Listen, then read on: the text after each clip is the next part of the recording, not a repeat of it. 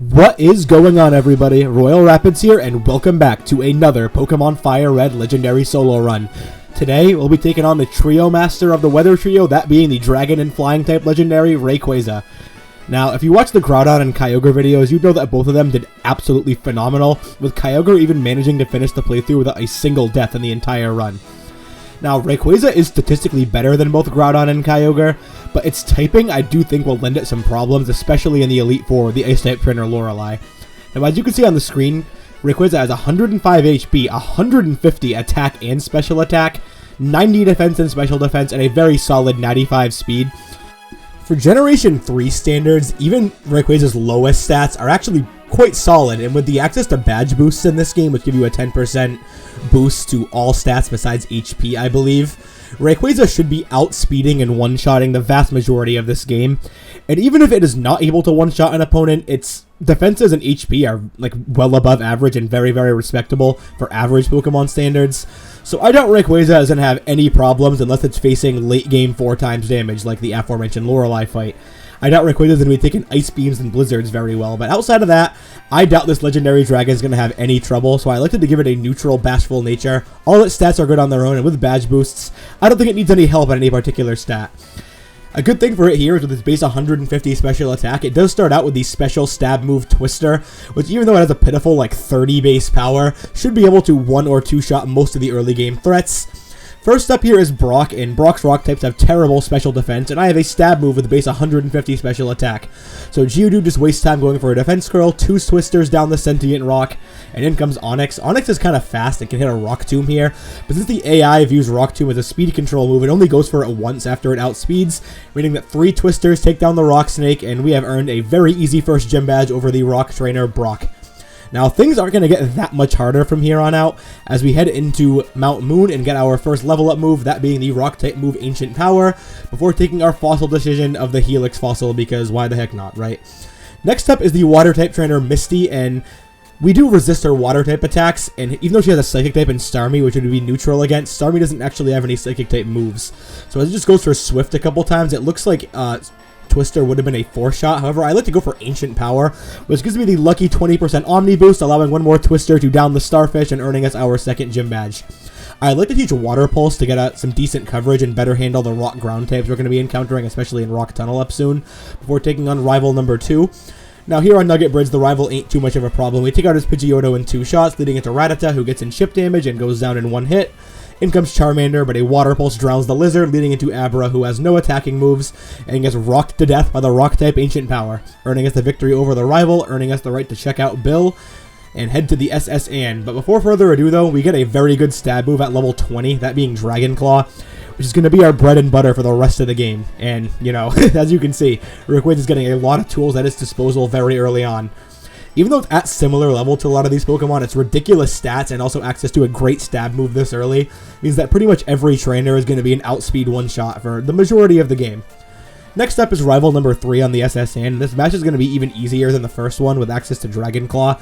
As you can see, it one-shots Pidgeotto, it one-shots Raticate, out comes Kadabra, who's super frail and gets one-shot. Last but not least is Charmeleon, and I think both Water Pulse and Dragon Claw would be one-shots, so hey. Clicking buttons, getting wins. That's the power of having a legendary dragon on your side in a Kanto-based game, which doesn't have the highest base stat totals in the world.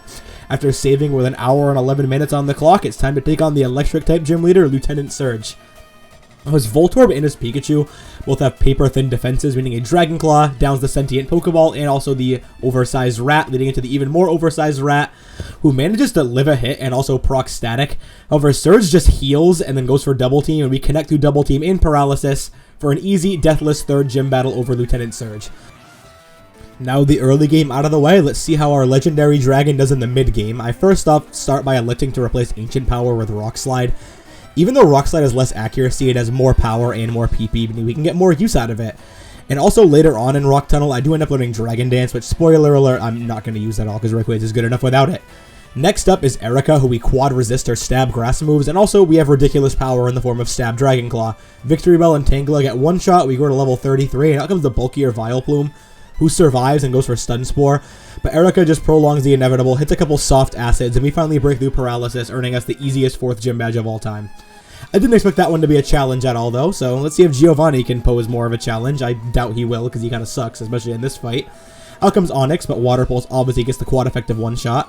We go to level 35, and I just replaced Dragon Dance with Crunch, because getting a little bit more coverage on my moveset I think is better, and we're outspeeding and one-shotting everything anyways, so Dragon Dance, not especially useful. Also, the fact that we're using mostly special moves, too, makes it even less useful.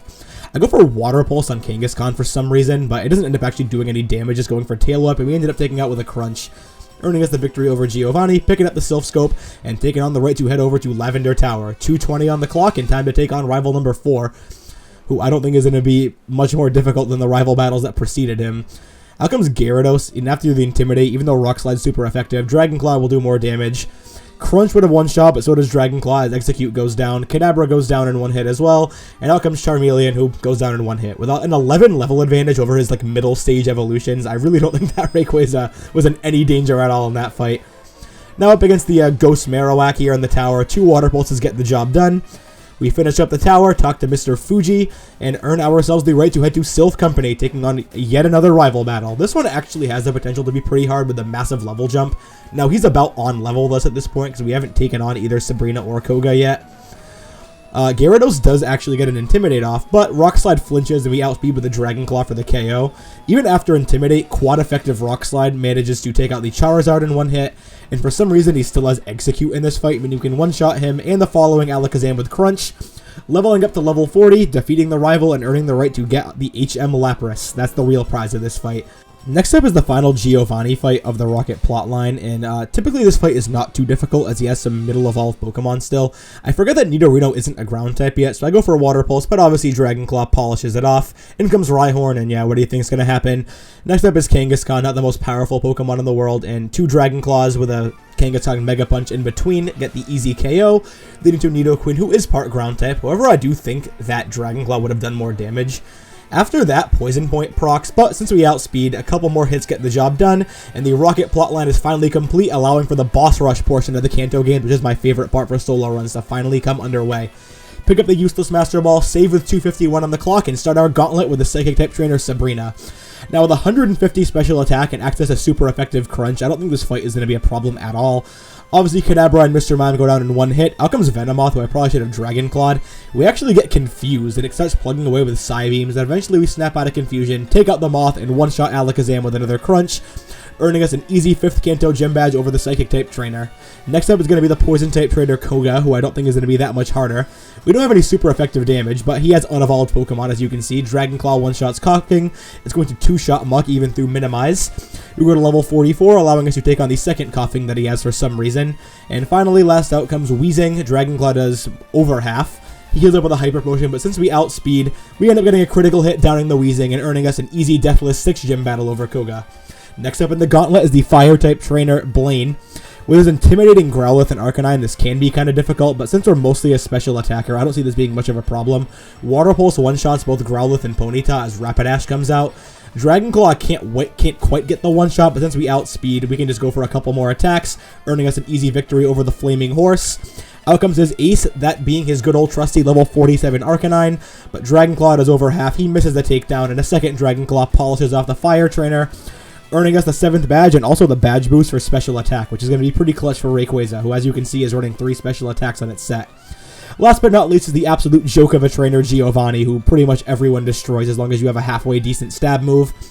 His 2 Rhyhorns that he has unevolved for some reason go down in one hit, leading into Dugtrio, who has like 3 HP. 3 button clicks for Rayquaza leads it into Nidoqueen, and unfortunately it does not get a one-shot here, but since we outspeed, he can prolong the inevitable all he wants, but a few more Dragon Claws will get the job done. We end up switching to Crunch, because why the heck not?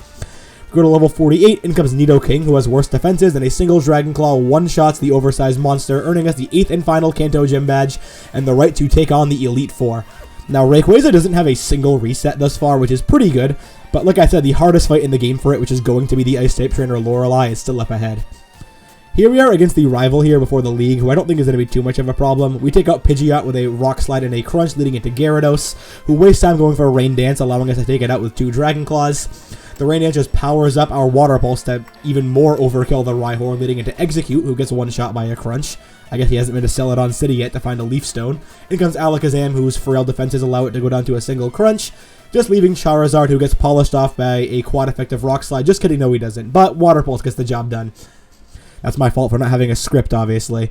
Here we are, the regular season is over, with just short of 4 hours of game time, as we head to the Indigo Plateau and earn our right to take on the Elite Four. I'd like to give Rayquaza Lieutenant Surge's TM Shockwave to better deal with Lorelei's water types. And without further ado, which I think is going to be by far the hardest battle in the game, is up ahead.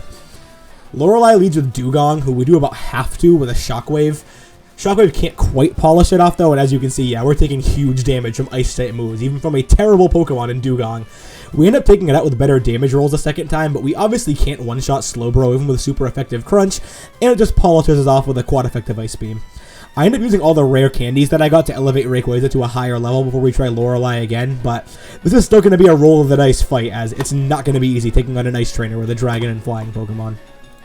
Attempt 2 versus Lorelei starts at level 56 for Rayquaza, which does guarantee it a 2-shot with Shockwave against Dugong. And due to Rayquaza's Airlock ability, Hail's actually not going to do anything, meaning it took out Dugong for free. We still can't one-shot Slowbro though, and as you see, it's doing about 2/3 with Ice Beam, even with our pretty solid defenses. And although we do take out Slowbro with only 61 HP to go, if we don't one-shot Jinx, we're done. Since we don't one-shot Jinx, we are done as Ice Punch polishes us off the face of the earth. I do go to the power plant to pick up Thunder, which hopefully, if we can get some good luck with its accuracy, will allow us some one-shots against the water types on our team. First out comes Dugong, and we do end up rolling a Thunder, meaning we get the one-shot over the water and ice type, leading into Slowbro. I end up missing with Thunder, but thanks to a crit, we one-shot it. Unfortunately, we fall asleep thanks to Yawn, and if Jinx hits Ice Punch, which it does, we get polished off the face of the earth once again. But since I see a path to victory, I don't want to train in Victory Road with a slow growth Pokemon, so I'm going to try Lorelei again. Thunder gets the one-shot. We'll see what it does against Slowbro, and the crit did not matter as we get the one-shot on the whatever Slowbro is supposed to be, Hippo, I guess. I end up switching to a physical move for Jinx as it has much worse defense getting the one-shot. Lapras comes out. We can't quite take it out with Thunder, meaning it almost KOs us with a quad-effective Ice Beam. However, since we survive and outspeed, a Dragon Claw and Thunder combo is enough to take out Lapras, leading us to our final Pokemon being Cloyster. Now, fortunately for us, Cloyster kind of sucks and just goes for Hail and Protect, meaning once we hit a Thunder, we're going to eventually do it, and we're going to take out the poor Special Defense Bivalve, earning us the victory over Lorelei, and in my opinion, pretty much winning us the run, because I don't see any of these other trainers giving us nearly as much trouble as the Ice-type trainer Lorelei did. Next up is Bruno, but, I don't think Bruno is going to do too much damage to our Flying-type Legendary. The Hitmons actually do have pretty decent special defense, meaning Dragon Claw is not going to do a ton of damage to them, but as long as we can survive a hit from them, which we very easily can, I don't see us having too much trouble.